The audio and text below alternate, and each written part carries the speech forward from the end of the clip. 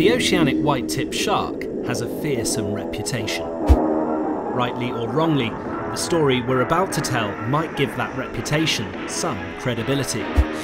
It involves a savage attack that took place off the coast of Egypt a few years ago, and it's told by the diver who caught it on camera. Welcome to Deep Blue Discovery.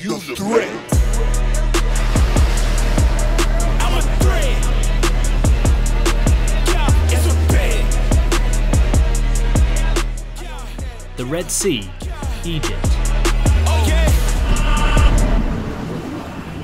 The Red Sea is an incredible location, especially for diving enthusiasts like Dan White.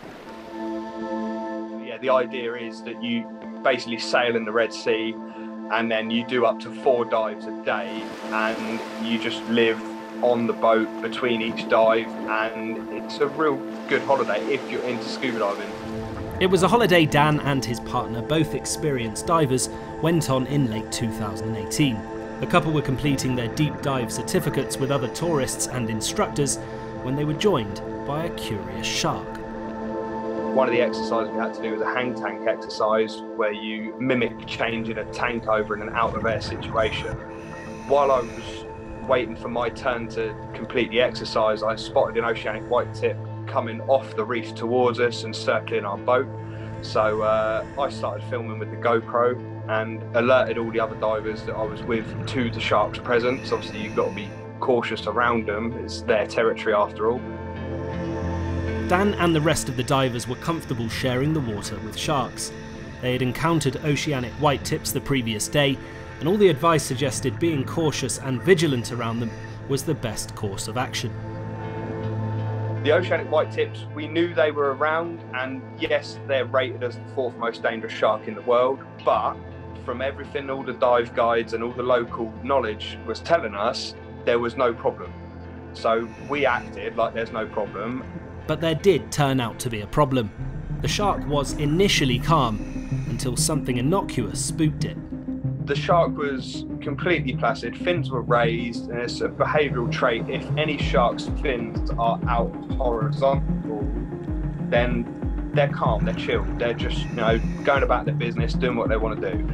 It was only because the bubbles came up from a regulator of one of our divers underneath the belly and spooked the shark that it brought its fins down, and then it was in defensive mode.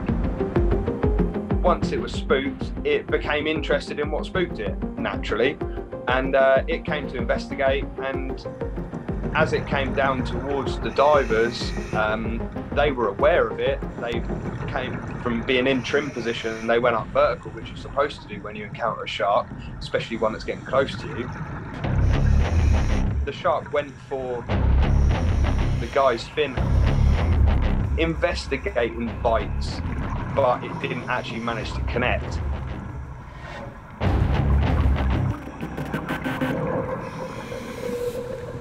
Dan's group was then joined by another group of divers, and that's when the horrifying attack occurred. They just stayed completely in trim. A couple of people noticed, stopped and went vertical in the water, but one particular diver, maybe had thousands of dives, I don't know. For some reason, he was in trim. The sharks come from beneath him, up to the side, came around and bit his leg.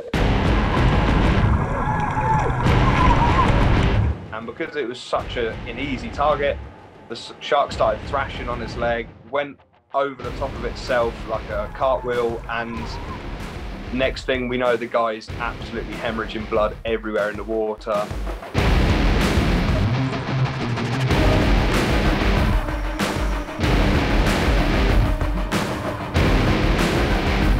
It was a shocking thing to witness, and Dan quickly stopped filming.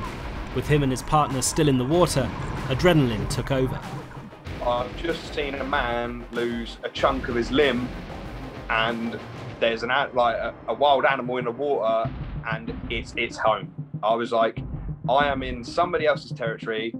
I cannot win this fight. All I know is my basic training and fight or flight, really. It was a case of we either get to the reef and get safe, or we could be next. As they tried to get to safety, A rescue operation was underway to try and save the man who was bitten.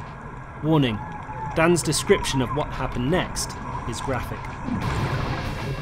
The guy was removed from the water by his rib boat. Fortunately, one of the guys in our group was an ex-Marine medic, and he made the crew aware that he could be of some assistance, and then he got taken over to the other guy's boat. It was a German diver, and the story that the Marine told me from what he was dealing with over there, he had lost his calf muscle entirely down to the bone. You could see bone and ligaments, and obviously torn muscle and teeth marks. He was hemorrhaging from a vein or an artery of some description, so they stemmed the bleeding as best they could. Where we were moored on what's called the Brother Islands, there was also a medic on the island that was brought down and then onto the boat, and between the Marine and the island medic, they stabilised the German diver, and then he was rushed back to Hurghada in Egypt to get emergency surgery. He was then stabilised in the hospital in Hurghada and flown back to Germany on his holiday insurance. And from what I've been told, he's lost his calf muscle, but he's had some sort of reconstruction. Dan's diving group returned to their boat safely and moved to a different dive site around an hour and a half away. It was on the boat that he told the rest of the group that he caught the incident on camera. He hopes the video can be used as a lesson in awareness for other divers. Know where you are and make sure that you are concrete tight with your diving buddy and you are aware of your surroundings at all times.